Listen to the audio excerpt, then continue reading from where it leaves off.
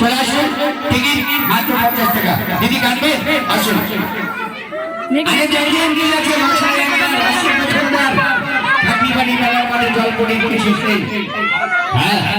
জীবিত মহিলা জলের মাঝে দাঁড়িয়ে আছে, গলা অব্দি জল, তাই তো চলে আসো, চেপে আসো, আর দেরি নয়, আর